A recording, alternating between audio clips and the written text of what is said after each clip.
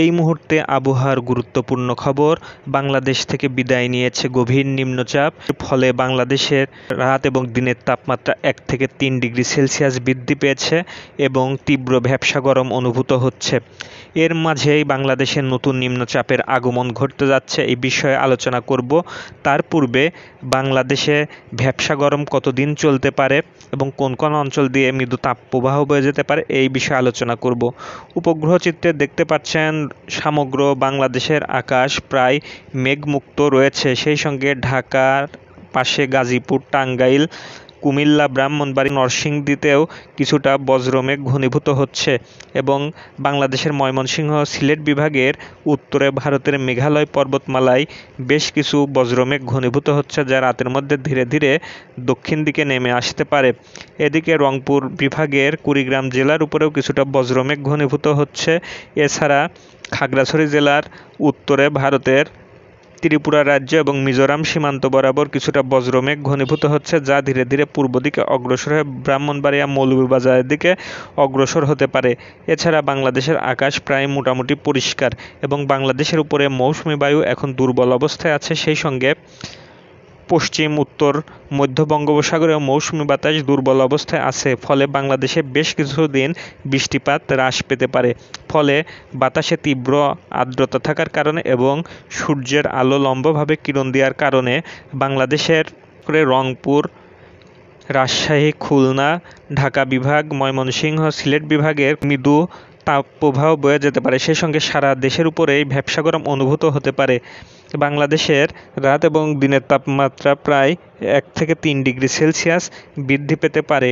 ফলে তীব্র ভ্যাপসা গরম অনুভূত হতে পারে। এদিকে বাংলাদেশের পূর্ব দিকে চীন সাগরে একটি টাইফুন সৃষ্টি হচ্ছে। এই টাইফুনটি আরও শক্তি সঞ্চয় করে পরবর্তীতে চীন এবং ভিয়েতনামে আঘাত করে প্রায় 3000 কিলোমিটার পথ পাড়ি দিয়ে বিশাল ভূমির উপর দিয়ে স্থল লঘুচাপ আকারে বঙ্গোপসাগরে আগামী 21 তারিখে প্রবেশ করবে। ফলে বঙ্গোপসাগরের বিশাল জলরাশি মৌসুমী বাতাস এবং আর্দ্রতা শোষণ করে লঘুচাপটি শক্তি সঞ্চয় করে নিম্নচাপে পরিণত হতে পারে এবং আগামী 22 তারিখে চট্টগ্রাম, কক্সবাজার, সেই সঙ্গে বরিশাল বিভাগ, খুলনা বিভাগের মধ্যবর্তী স্থান দিয়ে বাংলাদেশের উপকূল অতিক্রম করতে পারে। এই সময় বাংলাদেশের সমগ্র চট্টগ্রাম বিভাগ, বরিশাল বিভাগ, ফরিদপুর অঞ্চল, সমগ্র খুলনা বিভাগ, রাজশাহী বিভাগ, এদিকে ঢাকা বিভাগের বেশিরভাগ অংশে ভারী থেকে অতি ভারী বর্ষণ হতে পারে। সেই সঙ্গে সিলেট, ময়মনসিংহ এবং রংপুর বিভাগের বেশ কিছু জায়গায় হালকা থেকে মাঝারি বৃষ্টি হতে পারে। এর সঙ্গে বাংলাদেশের পাশে ভারতের পশ্চিমবঙ্গের অঞ্চলেও মাঝারি থেকে ভারী বর্ষণ হওয়ার সম্ভাবনা আছে। এদিকে বাংলাদেশ থেকে গভীর নিম্নচাপটি বিদায় নিয়ে ভারতের মধ্যপ্রদেশ এবং উত্তরাখণ্ডের মাঝামাঝি অবস্থান করছে। গভীর নিম্নচাপটি এবং এই সকল অঞ্চলে ভারী বৃষ্টিপাত ঘটাচ্ছে। গভীর নিম্নচাপটি ধীরে ধীরে আরও উত্তর পশ্চিম দিকে অগ্রসর হয়ে ভারতের মধ্যপ্রদেশ, শাহদল, চাতারপুর, আগ্রা, জয়পুর পর্যন্ত গিয়ে তা ধ্বংস হয়ে যেতে পারে। এর ফলে এলাহাবাদ, ফাইজাবাদ, কানপুর, সিনগুরা, জাবালপুর, আগ্রা এই সকল অঞ্চলে বেরেলিতে ভারী থেকে অতি ভারী বর্ষণ হচ্ছে এবং এই সকল অঞ্চলের নদীর পানি বৃদ্ধি পেতে শুরু করেছে।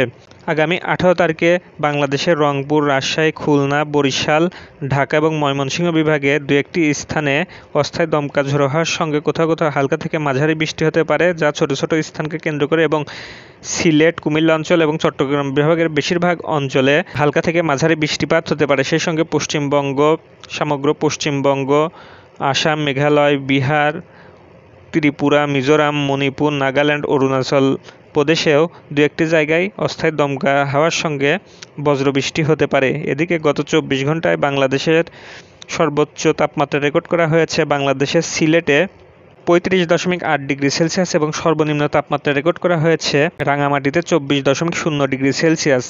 আজ বাংলাদেশের সূর্যাস্ত সন্ধ্যা 6:00 এবং আগামীকাল সূর্যোদয় ভোর 5:46। আজ ঢাকায় বাতাসের আর্দ্রতা ছিল 96%। গত 24 ঘন্টায় বাংলাদেশে সর্বোচ্চ বৃষ্টিপাত রেকর্ড করেছে বাংলাদেশ আবহাওয়া অধিদপ্তর 86 মিলিমিটার, ঈশ্বরদীতে 49 মিলিমিটার, সাতক্ষীরায় 42 মিলিমিটার, চুয়াডাঙ্গায় 36 মিলিমিটার। এছাড়া আরও কিছু ছোট ছোট স্থানকে কেন্দ্র করে বৃষ্টিপাত রেকর্ড করা হয়েছে।